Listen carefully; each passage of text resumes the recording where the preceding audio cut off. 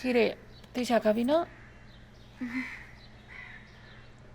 হ্যাঁ গা দিদি, হুম। ওই ছবিটা কি তোমার মাইয়ার? হুম।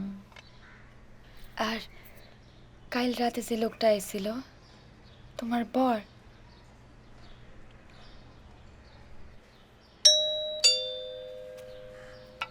দেখ তো।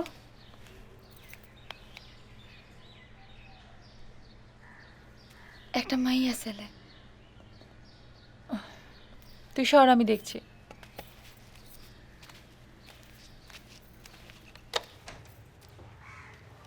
এই না সর। উফ বাবা, যেমন যেমন বলেছিলে সব নিয়ে এসছি। ও তোমার এই বাজার করতে গিয়ে না আমার একেবারে চোপড় পোড় বেলা হয়ে গেল।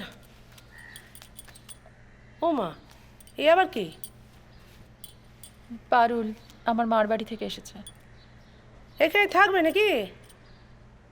কদিন থাকবে, আপাতত এখানে আছে, তারপর দেখা ও যাবে। আচ্ছা। আচ্ছা শোন, কি? তুই এখন যা, কারণ আমার অফিস এখন খুব তাড়া আছে, বেরোতে হবে। ও মা, সব কাজ তো পড়ে রইলো, যাবো কি গো? আমি করে নেব। তুমি করে নেবে? হুম। ও দিদি, তবে কি?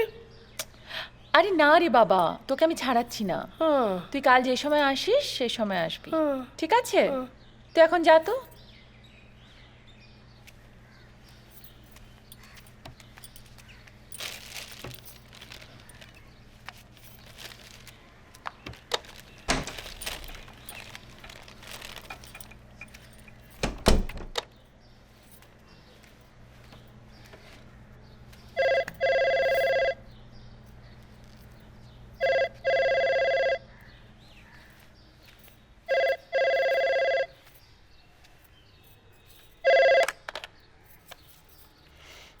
হ্যালো। গুড মর্নিং ম্যাডাম, আমি থানা থেকে বলছি। হ্যাঁ হ্যাঁ, বলুন বলুন।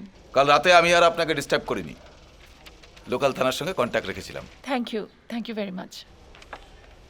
আর কোনো প্রবলেম? না, এখন আর সেরকম কিছু হয়নি, আপাতত সব ঠিকই আছে। আচ্ছা শুনুন, ওই লোকগুলোকে কি অ্যারেস্ট করেছেন? না, সব কটাই পুলিশের তাড়া খেয়ে পালিয়েছে।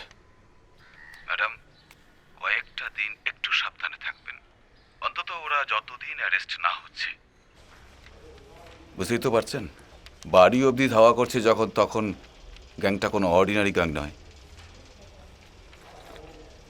কোনো সমস্যা হলেই ফোন করবেন। হ্যাঁ নিশ্চয়ই, আমি করব।